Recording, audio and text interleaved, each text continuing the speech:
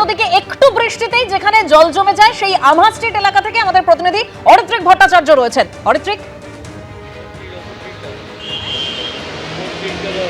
দেখো, আমার স্ট্রিটে যে সময়টা বৃষ্টি হয়েছিল, প্রবল বৃষ্টি হয়েছিল, জল আরও অনেক বেশি জমে গিয়েছিল।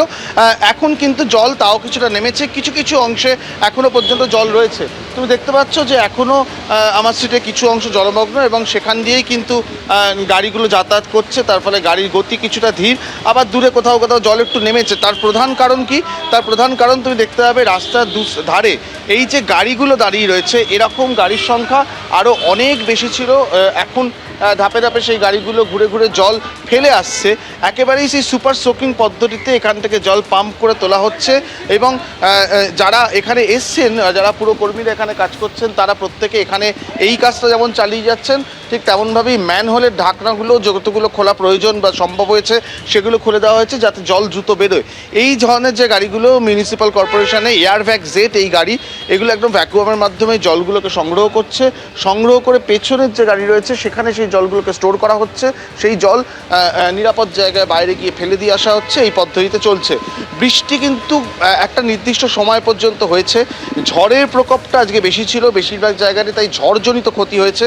যেমনটা আমরা বারবার বলছি যে কলকাতায় 88 কিলোমিটার প্রতি ঘন্টাতেও ঝড় কিন্তু হয়েছে আজকে, অর্থাৎ 2:47-এর সময় এই 88 কিলোমিটার প্রতি ঘন্টার ঝড়, সেটা 2 মিনিট স্থায়ী ছিল এবং 2 মিনিট মোটেই খুব একটা কম সময় নয়। তার জেরেই কিন্তু বিভিন্ন জায়গায় এই পাঁচিল ভাঙা, গাছ উপড়ে পড়া, মেট্রো শেড ভেঙে যাওয়ার মতন ঘটনা ঘটেছে এবং তার দোষর হয়েছে বৃষ্টি। আলিপুর আবহাওয়া দপ্তর যেটা জানাচ্ছে, আগামীকালকেও বৃষ্টি থাকবে, কিন্তু এই প্রাবল্য হয়তো আগামীকাল থাকবে না। পশ্চিমের জেলাগুলিতে একটু ঝোড়ো হাওয়া এবং তার সঙ্গে বৃষ্টি হবে। কলকাতা ও সংলগ্ন অঞ্চলে বিক্ষিপ্তভাবে বৃষ্টি, তার সঙ্গে 30-40 কিলোমিটার কি 40 থেকে 50 কিলোমিটার বেগে ঝোড়ো হাওয়ার একটা সম্ভাবনা থাকবে। তবে আজকের যে কালবৈশাখী, তুমি যেরকম কথা বলছিলে যে 2 মিনিটের এই ঝড় স্থায়ী হয়েছিল, তাতেই একেবারে লন্ডভন্ড পরিস্থিতি। আগামীকালও কিন্তু ঝড় বৃষ্টির পূর্বাভাস রয়েছে। আমাদের অপর প্রতিনিধি আলিপুর পুলিশ কোর্টের সামনে থেকে রয়েছেন সৌভিক মজুমদার। সৌভিক, কি ছবি সেখানে? দেখো, প্রথমে তোমাকে এই যে ছবিটা রয়েছে পেছনে, এই ছবিটা দেখাবো। তুমি দেখতে পাচ্ছ যে এখানে আলিপুর পুলিশ কোর্টের ভেতরে যেখানে আইনজীবীরা মূলত বসেন, সেখানে এই যে বড় অশ্বত্থ গাছটা তুমি এই মুহূর্তে দেখতে পাচ্ছ, সেটা ওই 2 মিনিটের যখন ঝড় হয় সেই সময় ভেঙে পড়ে এবং এখানে যে শেডগুলো ছিল সেই শেডের ওপর স্বাভাবিকভাবেই গিয়ে পড়ে এবং তার কারণে একটা বড় অংশের শেড সেটা কিন্তু দুমড়ে মুচড়ে যায়।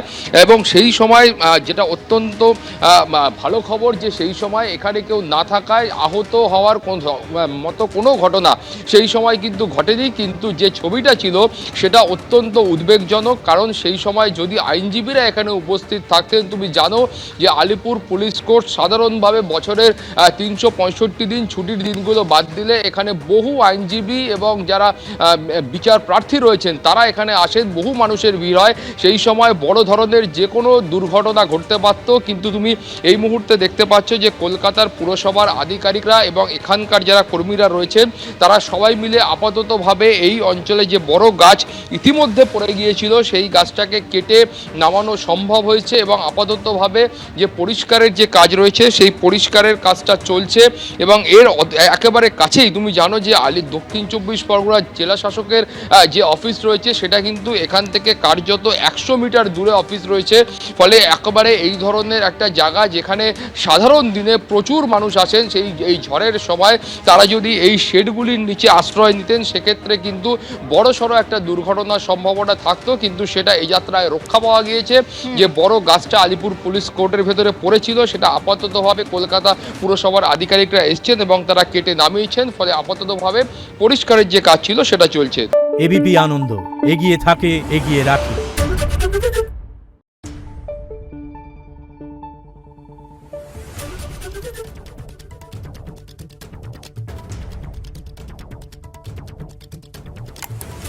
Thank you.